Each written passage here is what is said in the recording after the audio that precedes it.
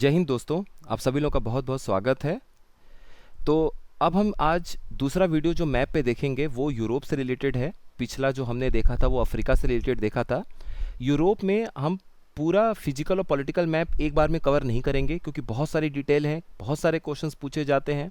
तो इसे हम 2 से 3 पार्ट में कवर करने की कोशिश करेंगे। सारी चीज़ें जो भी मैक्सिमम एक ही जगह आप लोगों को मिल जाए उसकी पूरी कोशिश होगी कंप्लीट करने की। तो आज आप लोगों को एक अच्छा खासा ओवरव्यू मिल जाएगा, पिक्चर मिल जाएगा कि हम यूरोप में कैसे बढ़ेंगे, क्या क्या चीज़ें हैं।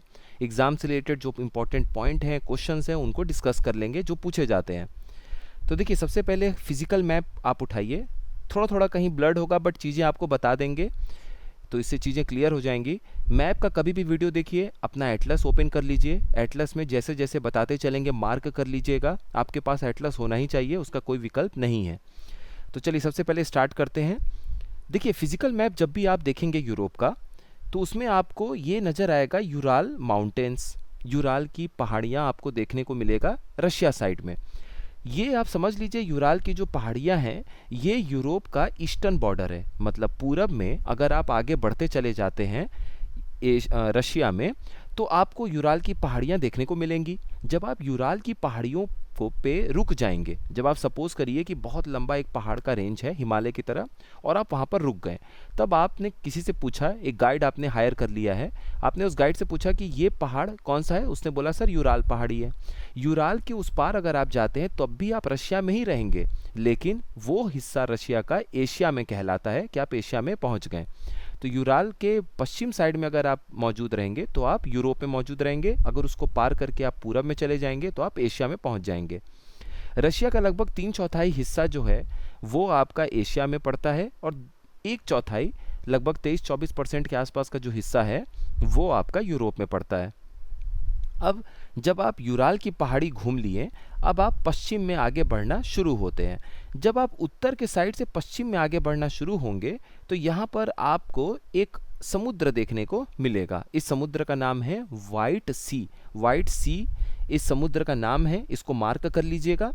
तो वाइट सी का 3 हिस्सा अगर आप देखेंगे तो आपको लगभग रशिया से घिरा हुआ नजर आएगा, और एक हिस्सा जब आप यहाँ से समुद्र के रास्ते आगे बढ़ने की कोशिश करेंगे तो ये आर्टिक महासागर में जाकर आप मिल जाएंगे।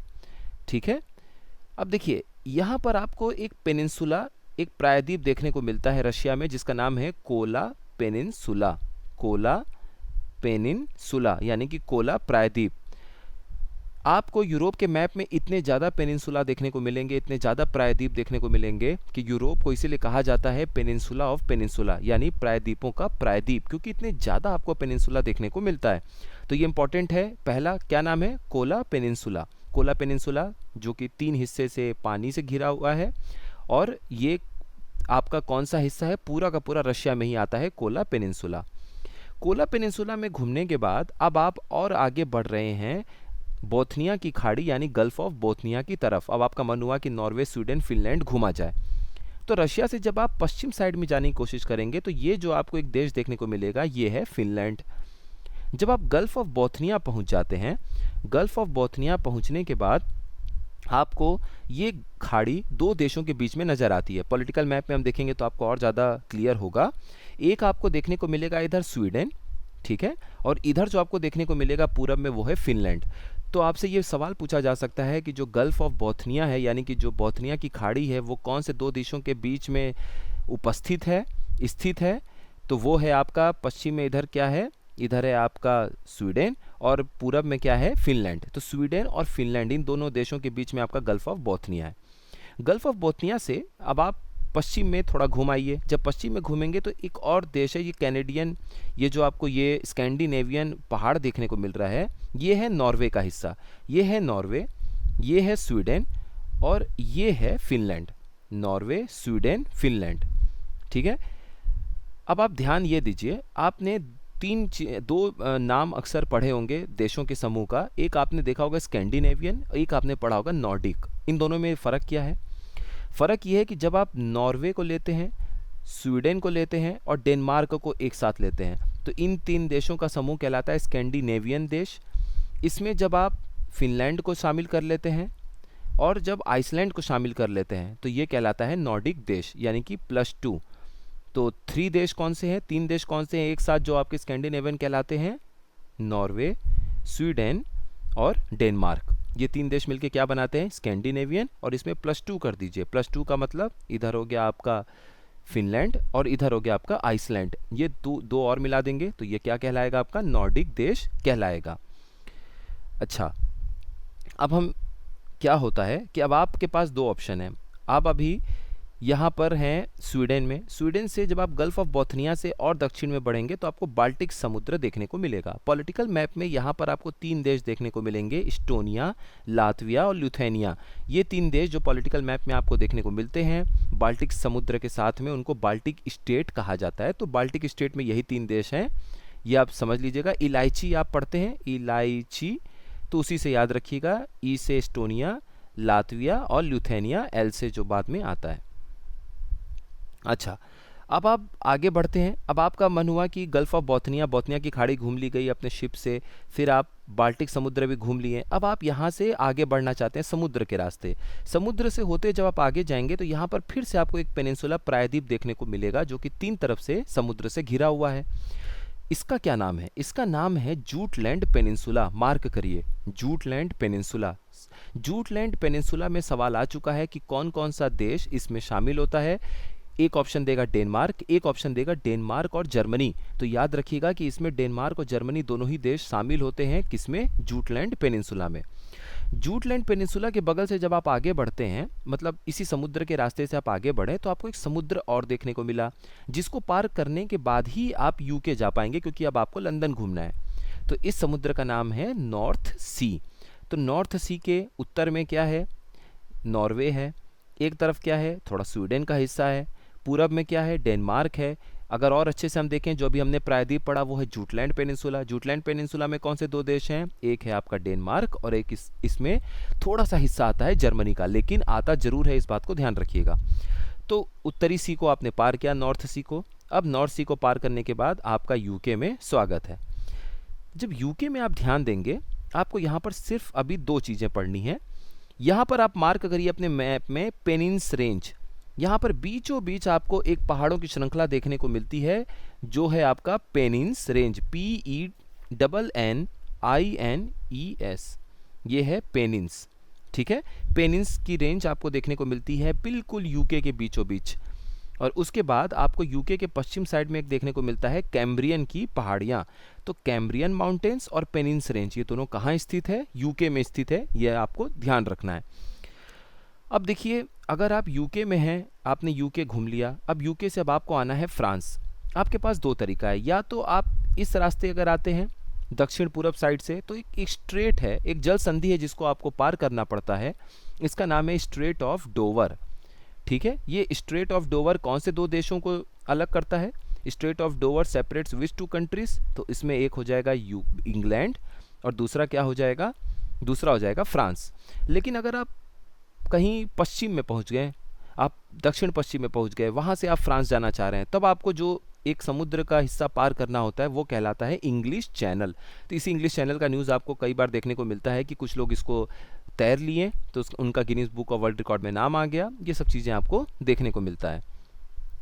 तो स्ट्रेट ऑफ डोवर है, डोवर की जल संधि है, इसको आप पार कर गए और अब आप बेल्जियम में आ गए, ठीक है। अब आप मान लीजिए इधर बेल्जियम है, इधर फ्रांस है, अब आप फ्रांस में एंट्री कर गए। फ्रांस में एंट्री करने के बाद अब आप दक्षिण में आइए। जब दक्षिण में होते हुए अब आप फ्रांस से स्पेन जाना चाहते हैं, तो बीच में आपको एक पहाड़ों की श्रृंखला और पड़ती है। इन पहाड़ों की श्रृंखला को हम क्या बोलते हैं? इन पहाड़ों की श्रृंखला को हम लोग बोलते हैं पायरीनीस रेंज, PYRENES,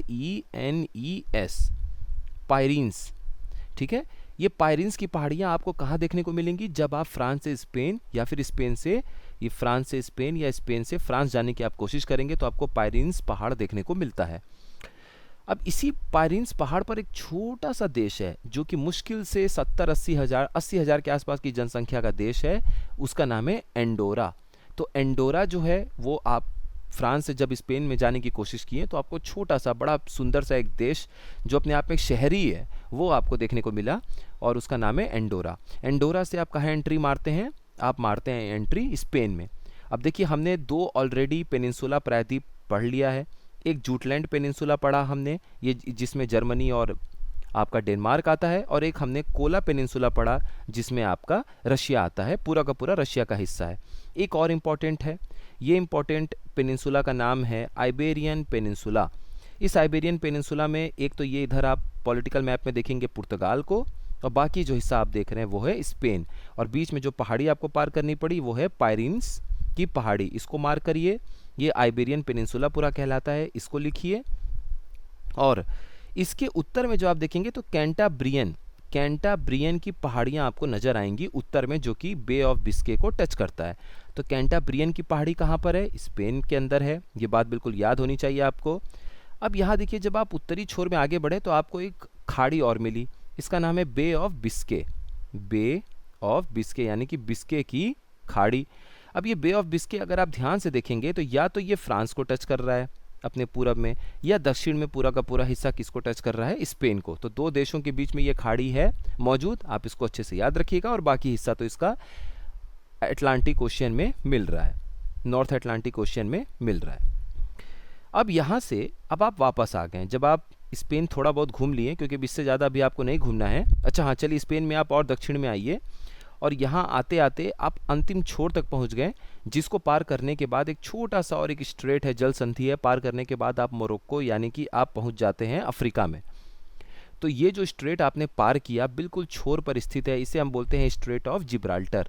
अब जिब्राल्टर जो है वो एक ब्रिटिश ओवरसीज टेरिटरीज हैं, जो कि आपके भूमध्य सागर के पास, जो गेटवे टू भूमध्य सागर है, मेडिटेरियन है, यानी उत्तरी अटलांटिक महासागर से जब आप मेडिटेरेनियन सी की तरफ जाना शुरू करते हैं तो एक छोटा सा जल संधि स्ट्रेट आप पार करते हैं, उसका नाम है स्ट्रेट ऑफ जिब्राल्टर।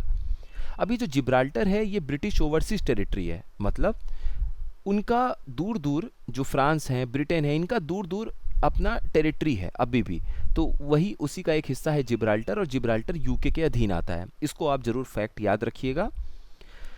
तो यहाँ से अब आपको वापस जाना है, आज ज़्यादा नहीं घूमना है यूरोप फिर कभी डिटेल में हम भी और देखेंगे। तो फिर से आप एक पहाड़ को पार करते हैं जिसका नाम है पायरिनीस पहाड़, पायरिन्स, ठीक है। और यहाँ पर एक छोटा सा देश फिर से आप रुक के कुछ खाते पीते हैं जिसका नाम है एंडोरा, वहाँ पर एक सिटी स्टेट है, देश है। उसके बाद जैसे ही अब आपका इटली जाने का मन करता है तो वहाँ पर आप एक छोटा सा पहाड़ पार करते हैं, रेंज पार करते हैं हिमालय की तरह, यंग फोल्ड माउंटेन है जिसका नाम है एल्प्स। इसको पार करने के बाद जब आप इटली आएंगे तो बिल्कुल देखिए जैसे यूके था, यूके के बीचों बीच ये पेनिन्स रेंज है, यूके के बीचों बीच पेनिन्स रेंज है जो आप पार करते हैं। ठीक उसी तरीके से आपको इटली में भी बीचों बीच एक एपेनाइन पहाड़ी रेंज देखने को मिलता है, एपेनाइंस माउंटेन रेंज। इसको आप मार करिए, एपेनाइंस मार कर लिया आपने। उसके बाद देखिए यहाँ पर आपको ना एक पहाड़ी चोटी मिलेगी जो कि अपने आप में ज्वालामुखी की भी पहाड़ है, और अक्सर आप इसको पढ़ते रहते हैं, इसका नाम है वेसुवियस। तो माउंट वेसुवियस को यहाँ पे मार्क करिए, एक ही जगह सब देखिए, क्योंकि रिवीजन करते समय बहुत सारी चीज़ें आपको एक ही जगह मिलेंगी तो आपका बहुत सारा चीज़ रिवाइज हो जाएगा। तो ये माउंट वेसुवियस है। माउंट वेसुवियस कहाँ पर है? इटली में। और इटली के अभी आप और दक्षिण में आ रहे हैं, आपका मन नहीं माना तो यहाँ पर आपको एक और आइलैंड देखने को मिलेगा, द्वीप देखने को मिलेगा इटली का, जिस पर एक और वॉल्केनिक माउंटेन ज्वालामुखी का पहाड़ स्थित है। और पहली बात, इस द्वीप का क्या नाम है? इस द्वीप का नाम है, आइलैंड का नाम है सिसिली। और इस सिसिली द्वीप पे कौन सा पहाड़ है? Mount Etna. तो माउंट एटना कहाँ है? इटली का हिस्सा है। कौन से द्वीप पर है? सिसिली पे है। सिसिली आइलैंड किसका हिस्सा है? इटली का है। और जब आप इटली में पहुंचेंगे तो बीचों बीच एक पहाड़ की रेंज है जो यहाँ पे मौजूद है, एपेनाइन, और माउंट वेसुवियस ये भी इटली में मौजूद है। अब यहाँ देखिए एक समुद्र है, इसको मार्क करिए, टाइहेरियन सी। टाइहेरियन सी के लगभग चारों तरफ, तीन तरफ देखिए तो ये इटली से ही तो घिरा हुआ है। इसके तीन तरफ अगर आप ध्यान देंगे तो ये इटली से ही आपको घिरा हुआ नजर आएगा।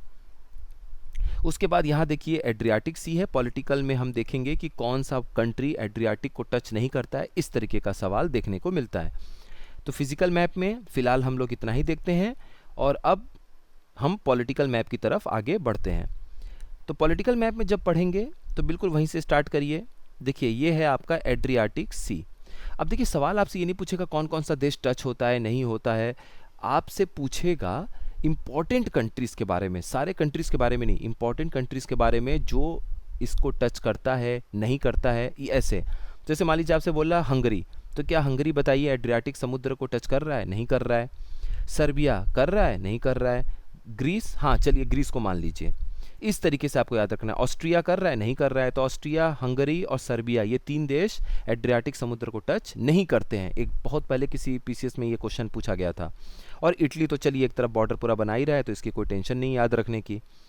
इटली में आने के बाद अगर आपका मन किया कि मुझे ग्रीस जाना है, तो इटली से जब आप ग्रीस जाने की कोशिश करेंगे तो आपको बीच में एक समुद्र देखने को मिलेगा, जिसका एक स्ट्रेट, एक जल संधि देखने को मिलेगी, जिसका नाम है स्ट्रेट ऑफ ओट्रेंटो।